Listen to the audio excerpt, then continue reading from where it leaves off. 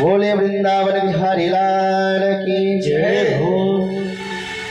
इस प्रकार से भगवान के माखन चोरी के बारे में कथा को श्रवण किया। एक दिन भगवान ने अपने ही घर में माखन खा रहे थे। मैया ने कहा लाला ज्यादा माखन खाओगे तो पेट खराब है जाओगे, और नहीं थोड़ा सा दुग्ध पान कर लो। ठीक है। भगवान को मैया ने अंक में लेकर के अपना स्तन पान करा रहे थे। भगवान स्तन पान करते करते पूछा मैया ये बताओ कि तुमको दूध प्यारो है कि पूत? मैया ने कहा चोरे लाला, तो तेरे कारण तो हमने अतनो मन्नत मान रखी और तुम कहते हो कि हमको दूध प्यारो कि पूत? अरे पूत के आगे दूध की गाँव कहे।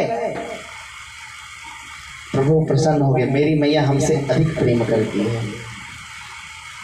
और तब तक मैया ने क्या देखा कि चूल्हे पे दूध उफन रहा था। जैसे मैया की दृष्टि दूध पे गई, भगवान को उठा बिठाया और दौड़ करके दूध को देखने पहुंची। भगवान को आया क्रोध। अभी तक तो मैया कहती थी कि हमको पूत प्यारो है, और दूध गिरते हुए देखा तो पूत की छुट्टी कर दी। भगवान को आया क्रोध, माट मटके सब धड़ाधड़ सब फोड़ दिए और बंदरों को बुला करके कहे आज हमारे तरफ से भंडारा चखवे को मिलेगा, सब भंडारा पाओ। मैया ने जब आवाज धमाधम की सुनी, आकर के देखा अरे राम राम, हमारे ददिया सास के जमाने के माट मटके तुमने 1 मिनट में सब फोड़ दियो। मैया ने उठाई साटी, मारने के लिए जैसे दौड़ी। भगवान भगे, परीक्षित कर लो दर्शन, ऐसा भगोड़ा ब्रह्म कभी नहीं मिलेगा। भगवान भगते जा रहे, मैया पीछे पीछे दौड़ी जा रही। कान्हा पकड़ में आ जाना, बहुत मारूंगी। भगवान बोले मैया तुम मारेगी इसलिए तो मैं भाग रहा हूं। मैया ने कहा लाला तू पकड़ में आ जा तो हम तुमको मारूंगी नहीं। तो कहा करेगी? बोले तेरी आरती उतारूंगी। तो ये साठी हाथ में काहे को लिए? अरे बोली बेटा बुढ़ापे में सबको लाठी को सहारा लेना पड़े, या इसलिए हमने लाठी पकड़ रखी है। यदि तुमको लाठी से डर है तो लो देख तो लाठी को फेंक दिया। भगवान ने कहा मैया आरती ही पूजा करना। मैया ने कहा खूब विधिवत पूजा तुम्हारी होगी। अब भगवान आरती पूजा को तो मतलब समझे नहीं, आ गए आरती करवावे। जैसे निकल में पहुंचे, मैया ने दौड़ करके हाथ पकड़ लिया, आज तो तुम्हारी खूब अच्छे से ही शिकायत करूंगी, बहुत अच्छे से तुम्हारी आरती पूजा पाठ भोग लगाऊंगी। भगवान ने समझ लिया कि अब तो मार पड़ेगी। भगवान झूठ मूठ के आंखें मीड़ मीड़ करके रोना प्रारंभ कर दिए। मैया को दया आ गया, लाला है तुम मारोगे तो भाग जाएगा घर छोड़ करके, परंतु तो नटखट हो गया है तो इसको कुछ तो दंड मिलना चाहिए। मैया ने कहा कि आज मैं तुमको बांध दूंगी। भगवान को मैया बांध रही है, जैसे रस्सी लपेटती हैं 2 अंगुल छोटा पड़ जाता है, और रस्सियां जोड़ देती हैं 2 अंगुल छोटा पड़ जाता है। तदप्य 2 अंगुलम न्यूनम यदि यदा दत्व बंधनम। ये 2 अंगुल रस्सी क्यों छोटी कम पड़ जाती है? क्योंकि मैया ने कहा लाला हम तुमको बांधूंगी आज। मैया भगवान ने कहा मैया आप हमको बांध दीजिए। अहंकार में भगवान बांधते भी तो नहीं है। मैया बांध करके रस्सी जोड़ करके परिश्रांत हो गई। इतना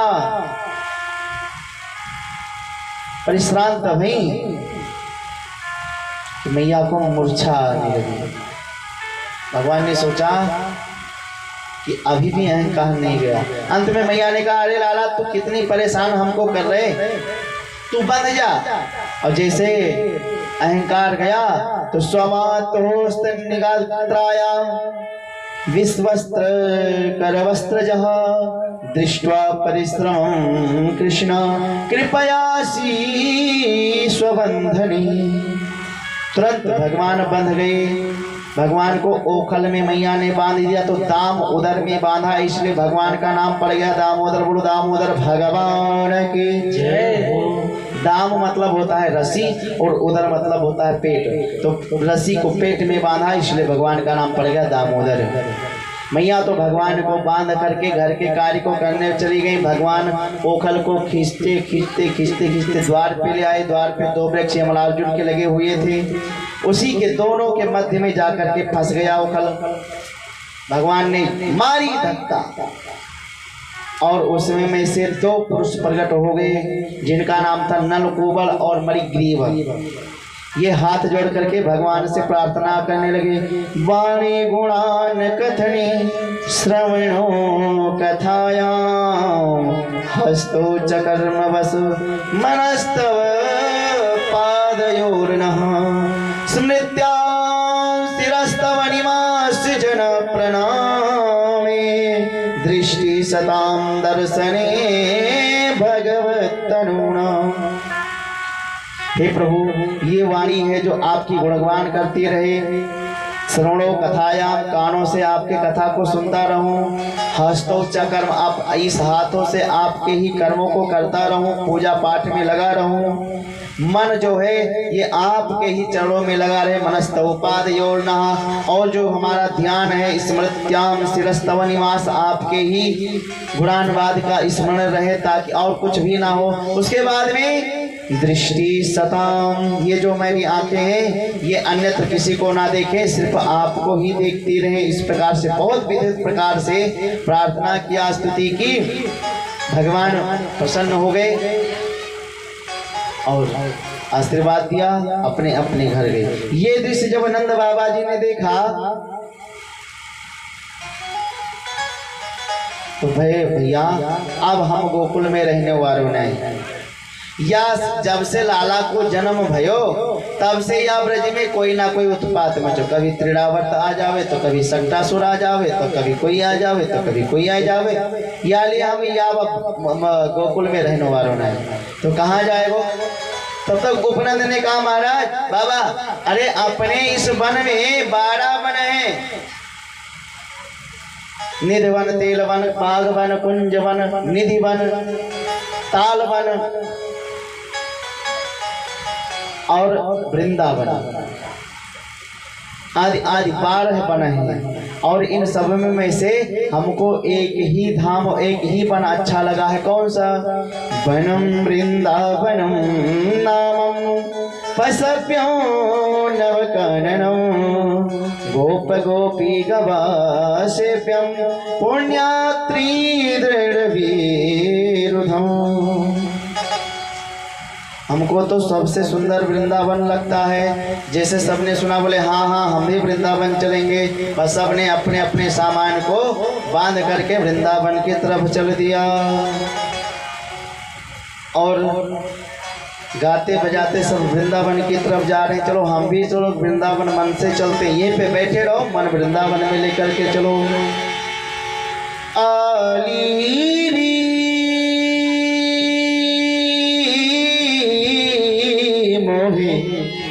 लागो वृंदावन को मोहे, लागो वृंदावन को मोहे, लागो वृंदावन को आली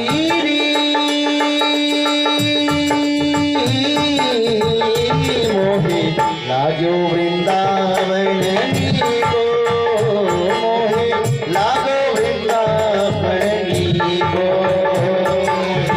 लागो वृंदावन को मोहे, लागो वृंदावन को। घर घर तुलसी ठाकुर सेवा, घर घर तुलसी ठाकुर सेवा, घर घर तुलसी ठाकुर सेवा, घर घर तुलसी ठाकुर सेवा। दर्शन गोविंद जी को, दर्शन गोविंद जी को मोहे, लागो वृंदावन को मोहे, लागो वृंदावन को आली लागो वृंदावन को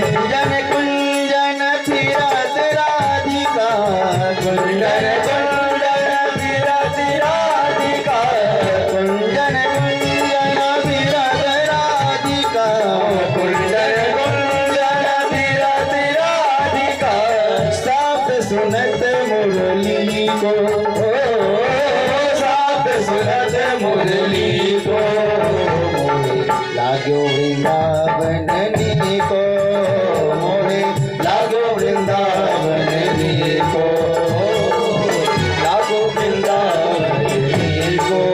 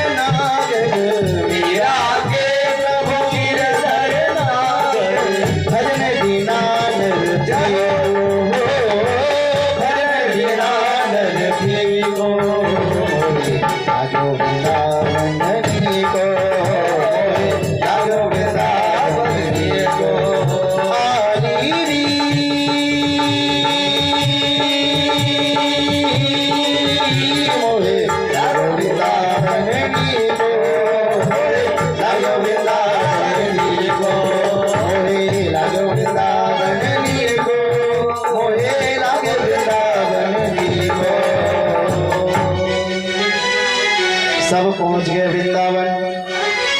वृंदावनम गोवर्धनम यमुना पुलनानि च वीक्ष से द्युत्तमापेत श्री राम माधवयो नृपः। भगवान वृंदावन पहुंच करके हरी भरी घासों को देख करके बहुत प्रसन्न हुए। यहाँ पे तो हमारी गैया खूब चर करके मनन भर दूध देंगी। दौड़ करके गए, मैया मैया हम भी गैया चराने के लिए वन में जाएंगे। मैया ने कहा लाला तू अभी छोटा है, तूने एक छोटे छोटे बछड़े को चरा। भगवान प्रसन्न हो गए कि अब हम तो कल से बछड़ा चराने को जाएंगे। भगवान बछड़ा चारण कर रहे थे, तब तक यमुना के प्लेन पर एक बकासुर आया और बैठा। बड़ा विशाल शरीर था। सबने कहा अरे कान्हा इतना बड़ा बकासुर हमने कभी नहीं देखा। भगवान जैसे उसके निकट में गए, उसने तब करके चोंच फैला करके भगवान को निगल लिया। भगवान ने अपने शरीर को इतना तापमान में किया कि उसने तुरंत भगवान को वापिस कर दिया। भगवान ने उसके चोंच को पकड़ करके विलीन कर दिया और वो मर गया। उसका उद्धार हुआ। बकासुर का उद्धार करने के बाद में ब्रजवासी बोले भैया गजब है गए, वृंदावन में बड़े बड़े ठाट हैं। एक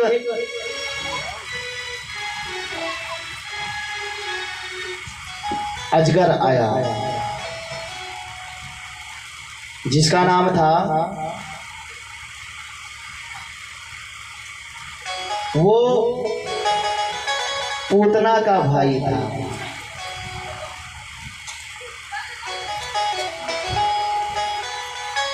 उसका नाम था वत्सासुर।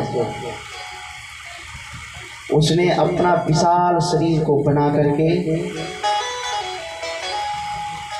और जीभिया को निकाल करके गुफा की तरह मुख को फैला करके बैठ गया। भगवान सबके साथ में खेल रहे थे। उसने अपने श्वास को रोक लिया।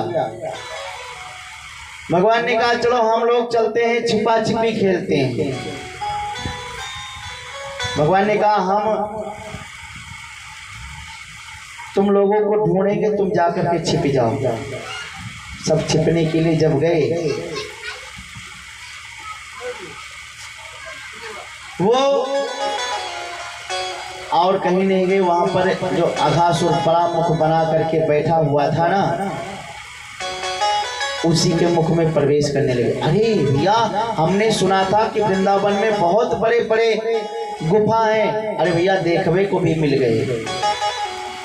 चलो अंदर चलते हैं, दर्शन करेंगे साधु संतों का, और खूब अच्छे से हम लोग खेलेंगे भी।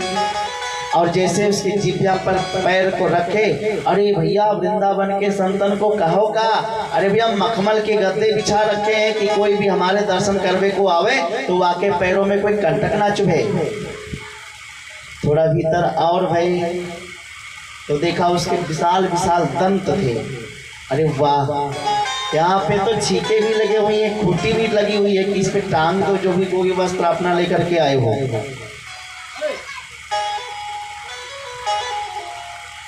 भगवान ने देखा, अरे ये तो अघासुर के मुख में जा रहे। भगवान बहुत जोर से हल्ला मचाते, अरे भैया उसके अंदर मत जाओ, अघासुर है। परंतु ये लोग आपस में हास प्रयास करते अंदर प्रवेश करते जा रहे हैं। तब तक जो अघासुर श्वास रोक करके बैठा हुआ था ना, उसने धीरे धीरे अपना श्वास को छोड़ा, और जैसे श्वास को छोड़े तो उसमें से दुर्गंध निकलने लगी। अरे राम राम,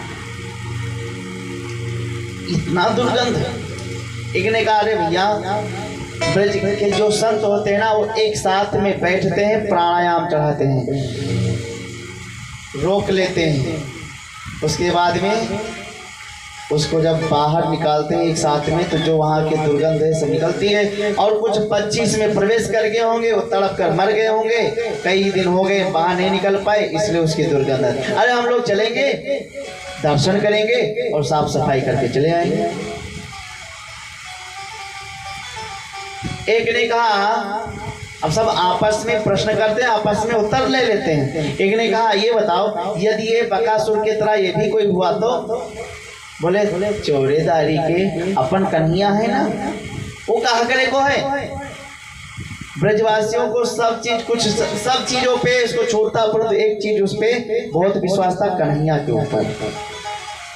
और भगवान ने तो वचन दे रखा है क्या कि सक्रदेव प्रपन्नाया तवास्मीति च याचते अभयं सर्वभूतेभ्यो ददामि तद्व्रतं मम। भगवान ने ये अपना संकल्प रखा है। वाल्मीकि रामायण का ये श्लोक है। भगवान कहते जो एक बार कर दिया, कह दिया शक्र देव प्रभु मैं आपका हूँ, तवास्मी, उसके बाद में उसकी पूरी गारंटी समाप्त हो जाती है। अब गारंटी हमारी रह जाती है। तो जो हमारा नाम लेता है मैं उसको अभय कर देता हूँ। तदा मेतत् व्रतम मम, ये मेरा व्रत है। सब करता रहना जयहु, ताली को बजाते बजाते अंदर प्रवेश कर गए। और जैसे भगवान भी उसमें प्रवेश किए, तैसे वो अघासुर था जो मुख खोल करके बैठा था, वो बंद कर लिया मुख। अब उसमें जितने ब्रजवासी थे सब तो मूर्छित होकर के वहीं गिर गए। भगवान ने अपने शरीर को बृहद रूप में बनाया, उसके ब्रह्मरंध्र फट गया, उससे भगवान बाहर निकल कर उसके मुख को पकड़ कर चीर दिया। और जब ब्रजवासी सब बाहर निकले तो भगवान ने अपनी दृष्टि को डाला और सब स्वस्थ हो गए। भगवान ने खूब अच्छा बछड़े को चराया, चारण किया। समय बहुत कम है, इसलिए कथा को बहुत आगे आगे लेकर के चलना। भी तो गोवर्धन पूजा होगा, अभी भगवान काली नाग के फन पे भी नृत्य करेंगे। भगवान की बहुत मधुर मंगलमय लीला हो रहा है। भगवान बंसी को बजाते हैं और बंसी इनकी बहुत सुंदर है। वरहा पीरम नटवर बपुहु कर्णयो कर्णिकारम। हमने प्रथम द्वितीय दिवस की कथा में बताया था मोर के पंख को लगा करके और ग्वाल बालों से अपनी कीर्ति को सुनते हुए भगवान वृंदावन में प्रवेश पा रहे हैं। एक वत्सासुर नाम का दैत्य आया, गधे का रूप बना करके बलराम जी ने उसके पैर को पकड़ करके और घुमा करके इतनी तीव्र गति से घुमा करके फेंका कि वो मरकर बिखरा गया। आज सब ताली बजाकर बोले भैया बलराम भैया ने गधा मार दिया, बलराम भैया ने गधा मार दिया। बलराम जी ने कहा अरे यार ये तो हमारी साफ पे साफ इंसल्टी कर रहा है, जा करके यशोदा मैया से शिकायत की। माँ ये जो कनुआ है ना ये हमको बहुत सताता है और ये मिट्टी भी खाता है, परंतु हमने आपको बताया नहीं, ये आज देखो मिट्टी खाया है। मैया ने कहा क्यों लाला मिट्टी खाई? देखो हमने नेको मिट्टी ना खाई, तो क्या ये सब झूठ बोले? बोले मैया इनके सब पे बातन पर भरोसा मत करना, ये सब महा झूठे हैं। मैंने कहा हाँ तब क्या, ये सब तो झूठे है, ये हमको तो पक्को विश्वास है कि हरिश्चंद्र को जन्म हमारे घर में भयो है।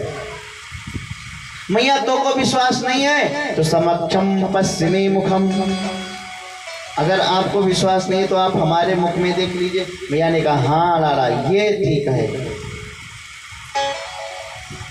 भगवान ने अपने मुख को खोला, भगवान के मुख में अग्नित रवि शस्त्र शिव चतुरानन, अनगिनत सूर्य चंद्रमा ब्रह्मा शंकर, बड़े बड़े पहाड़, बड़े बड़े झील, समुद्र दिखाई पड़ रहे हैं हजारों असंख्य में। मैया ने देखा अरे राम राम या के मुंह में इतना बड़ो बड़ो सब समा गए।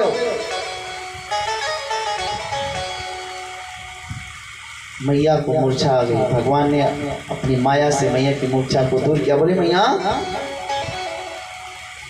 अरे कहाँ है वो? बोले लाला तुमको पता नहीं तुम्हारे मुख में बड़े बड़े विशाल पर्वत, बड़े बड़े वृक्ष दिखाई पड़ रहे थे। भगवान ने कहा अरे मैया तू बावरी है गई है का? क्या है क्यों? बोले देख हमारे मुख में कुछ है। फिर देखा आंखें मीड़ मीड़ करके देख रही है। लाला अरे या बावरी आखन में कछु है गया, तुम्हारे मुख में तो लाला कछु नहीं है। भगवान ने तुरंत अपने भगवत्ता को छिपा लेते हैं ना। इस प्रकार से भगवान ने अपने माँ को पूरा ब्रह्मांड का दर्शन कराया। यशोदा मैया हाथ जोड़ करके स्तुति करने लगी। स्तुति करहि जाये भय माना, स्तुति करहि जाय भय माना, स्तुति करहि जाय भय माना, स्तुति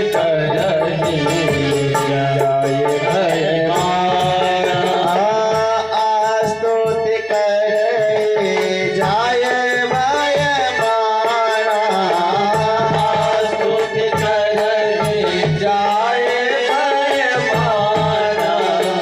जगत पिता में सुत कर जाना, जगत पिता में सुत कर जाना, जगत पिता में सुत कर जाना, स्तुति कर जाय भय माना, जगत पिता में सुत कर जाना, स्तुति कर जाय भय माना, स्तुति कर जाय भय माना, स्तुति कर जाय भय माना।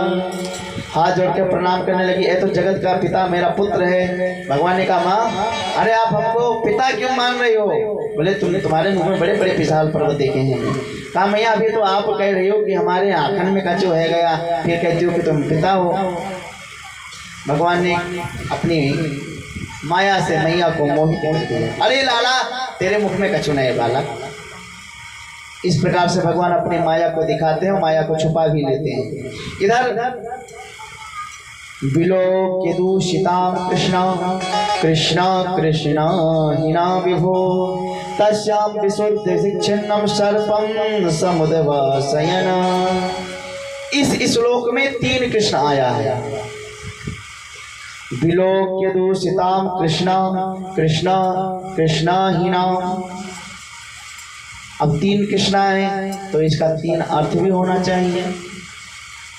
एक ही शब्द के कई अर्थ होते हैं। शब्दा नाम ने एक अर्थ। व्याकरण में तो एक शब्द के 18 अर्थ होते हैं।